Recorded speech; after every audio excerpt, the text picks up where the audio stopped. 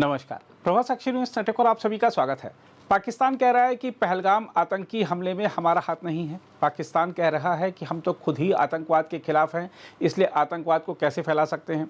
जबकि असलियत यह है कि दुनिया के किसी भी कोने में होने वाले आतंकवादी हमले के तार कहीं ना कहीं पाकिस्तान से जुड़े हुए नजर आते हैं। आप तमाम तथ्यों पर गौर करेंगे तो पता चलेगा कि पाकिस्तान का आतंकवाद को प्रायोजित करने, शरण देने और निर्यात करने का जोरदार रिकॉर्ड है। पाकिस्तान सिर्फ सीमा पार से भारत में ही आतंकवादियों को नहीं भेजता, बल्कि यह देश दशकों से अपनी जमीन का इस्तेमाल दुनिया भर में आतंकवाद, विद्रोह और कट्टरपंथी विचारधारा के लिए एक लॉन्च पैड के रूप में करता है। पाकिस्तान के नेता और अधिकारी भी समय समय पर इस बात को स्वीकारते रहे हैं कि आतंकवाद वहां की सरकारी नीति रही है।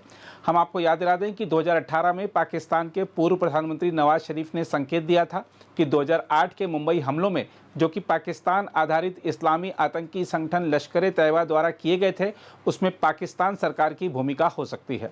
हम आपको याद दिला दें कि परवेज मुशर्रफ ने स्वीकार किया था कि उनकी सेना ने भारतीय प्रशासित कश्मीर में भारत से लड़ने के लिए आतंकवादी समूहों को प्रशिक्षण दिया था।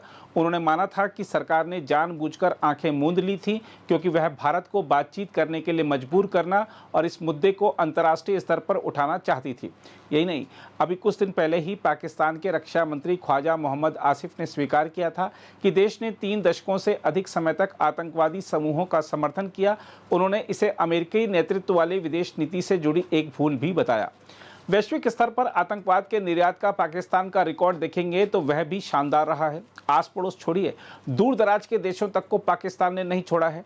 अफगानिस्तान की ओर देखें तो पता चलता है कि पाकिस्तान की आईएसआई ने अफगान तालिबान और हक्कानी नेटवर्क को फंडिंग, प्रशिक्षण और सुरक्षित पनाह मुहैया कराई, जिससे इन समूहों ने अफगान नागरिकों, सरकारी ठिकानों और अंतर्राष्ट्रीय बलों पर कई घातक हमले किए, जिनमें 2008 का काबुल स्थित भारतीय दूतावास पर हमला और 2011 का अमेरिका दूतावास पर हमला भी शामिल है। वरिष्ठ पत्रकार कार्लोटा गॉल ने अपनी पुस्तक में लिखा था कि इस हमले को पाकिस्तानी खुफिया एजेंसी के वरिष्ठ अधिकारियों द्वारा अनुमोदित किया गया था और इसकी निगरानी भी की गई थी। यही नहीं, रूस के मॉस्को में पिछले साल कॉन्सर्ट हॉल हमले की जांच के दौरान इस साल हमले में पाकिस्तान से जुड़ा लिंक सामने आया। रूसी अधिकारियों ने मास्टरमाइंड को एक ताजिक नागरिक के रूप में पहचाना और पाकिस्तान से संभावित कनेक्शन की जांच शुरू की है। रिपोर्ट्स में कहा गया है कि हमलावरों को लॉजिस्टिकल या वैचारिक समर्थन पाकिस्तानी नेटवर्क से मिला हो सकता है। ईरान की ओर देखें तो सामने आता है कि पाकिस्तान स्थित सुन्नी उग्रवादी समूह जैश उल अदल ने ईरान के सिस्तान और बलूचिस्तान प्रांत में बार बार ईरानी सुरक्षा बलों पर हमले किए। इसके जवाब में ईरान ने 16 जनवरी 2024 को पाकिस्तान के बलूचिस्तान प्रांत में मिसाइल और ड्रोन हमले किए, जिनमें जैश उल अदल के ठिकानों को निशाना बनाया गया था। ईरान नियमित रूप से पाकिस्तान पर सुन्नी आतंकवादियों को शरण देने और उनके खिलाफ कार्रवाई नहीं करने का आरोप लगाता रहा है। ब्रिटेन में 2005 के लंदन बम धमाके को भी याद कीजिए। 7 जुलाई 2005 को लंदन में हुए बम धमाकों को अंजाम देने वाले 4 ब्रिटिश इस्लामी आतंकवादियों का संबंध पाकिस्तान में प्रशिक्षण और कट्टरपंथी विचारधारा से था। जांच में यह बात सामने आई थी कि 3 हमलावर मोहम्मद सिद्दीक खान, शहजाद तनवीर और जर्मन लिंडसे ने 2003 से 2005 के बीच पाकिस्तान में समय बिताया था। यही नहीं, आतंकवाद से लड़ाई में पाकिस्तान कितना दोहरा रवैया अपनाता है, इसका खुलासा तब हुआ था जब 2011 में अमेरिका ने अलकायदा प्रमुख ओसामा बिन लादेन को पाकिस्तान के एबटाबाद में मार गिराया था। ओसामा बिन लादेन पाकिस्तान की सैन्य अकादमी के पास एक सुरक्षित परिसर में वर्षों तक रहा, जिससे आईएसआई की मिलीभगत सामने आई। एक और ओसामा को ढूंढने के नाम पर पाकिस्तान अमेरिका से अरबों डॉलर ऐंठता रहा था, तो दूसरी ओर ओसामा को खुद ही सुरक्षित पनाहगाह में छिपाकर रखे रहा था। पाकिस्तान ने बांग्लादेश को भी नहीं बख्शा। आज भले बांग्लादेश की कार्यवाहक सरकार का पाकिस्तान पर प्रेम उमड़ रहा हो, लेकिन असलियत यही है कि इस्लामाबाद ने ढाका को अस्थिर करने में कोई कसर नहीं छोड़ी। जरा बांग्लादेश में जमात उल मुजाहिदीन यानी जेएमबी की गतिविधियां याद कीजिए। पाकिस्तान की आईएसआई पर प्रतिबंधित इस्लामी संगठन जेएमबी को फंडिंग और प्रशिक्षण देने का आरोप है, जिसने 2016 के ढाका गुलशन कैफे पर हमले के दौरान 20 बंधकों की हत्या को अंजाम दिया था। यही नहीं, 2015 में बांग्लादेशी अधिकारियों ने पाकिस्तानी राजनयिकों को देश से तब निकाल दिया जब उन्हें जेएमबी के एजेंटों को पैसा ट्रांसफर करते हुए रंगे हाथों पकड़ा गया था। इसके अलावा साल 2020 की एक खुफिया रिपोर्ट में खुलासा हुआ था कि आईएसआई ने बांग्लादेश के कॉकस बाजार स्थित शिविरों में 40 रोहिंग्या शरणार्थियों को जेएमबी के जरिए प्रशिक्षित किया था, ताकि उन्हें भारत में घुसपैठ के लिए तैयार किया जा सके। हम आपको बता दें कि जेएमबी का नेटवर्क खाड़ी देशों के एनजीओ और पाकिस्तानी बिचौलियों के जरिए फंडिंग पाता है और पश्चिम बंगाल, केरल जैसे भारतीय राज्यों में यह अपने सक्रिय स्लीपर सेल बनाए हुए है। पाकिस्तान प्रायोजित आतंकवाद के स्कूलों की बात करें तो आपको बता दें कि इसके तहत सैन्य और खुफिया नेटवर्क द्वारा सैनिकों को जिहादी प्रशिक्षक बना दिया गया है और पूरे दक्षिण एशिया में दशकों से आतंक फैलाया जा रहा है।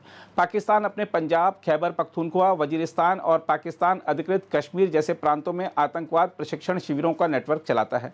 इन शिविरों का संचालन लश्कर-ए-तैयबा, जैश-ए-मोहम्मद, हिजबुल मुजाहिदीन और ISIS खोरसान जैसे संगठनों द्वारा किया जाता है। पूर्व पाकिस्तानी सैनिक अक्सर इन प्रशिक्षणों में सहायता करते हैं, जिससे इन अभियानों की घातक क्षमता और बढ़ जाती है। हम आपको यह भी बता दें कि अमेरिकी विदेश विभाग की 2019 की आतंकवाद पर रिपोर्ट में पाकिस्तान को एक ऐसा देश बताया गया था जो क्षेत्रीय रूप से केंद्रित आतंकवादी समूहों के लिए सुरक्षित पनाहगाह बना रहा। इसके अलावा Pakistan army and terrorism an unholy alliance शीर्षक वाली रिपोर्ट में यूरोपीय foundation for South Asian studies ने पाकिस्तान की सैन्य, ISI और कट्टरपंथी धार्मिक नेताओं के बीच गहरे संबंधों को उजागर किया था। यही नहीं, सितंबर 2019 में ब्रिगेडियर शाह ने एक पाकिस्तानी निजी चैनल हम न्यूज पर पत्रकार नदीम मलिक को दिए साक्षात्कार में खुलासा किया था कि सरकार ने जमात-उद-दावा जैसे आतंकी संगठनों को मुख्यधारा में लाने के लिए उन पर लाखों रुपए खर्च किए। इसके अलावा एक अन्य साक्षात्कार में परवेज मुशर्रफ ने स्वीकार किया था कि कश्मीरियों को पाकिस्तान में मुजाहिदीन के रूप में प्रशिक्षित किया गया ताकि वे जम्मू कश्मीर में भारतीय सेना से लड़ सकें। उन्होंने आगे कहा था कि जिहादी आतंकवादी पाकिस्तान के हीरो हैं।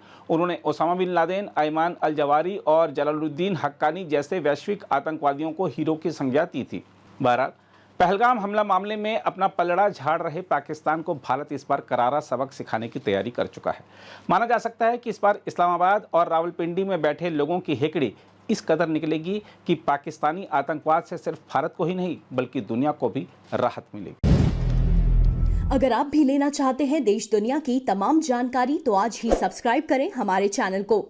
साथ ही नीचे दिए बेल आइकन को जरूर दबाएं ताकि हर अपडेट आप तक पहुंच सके।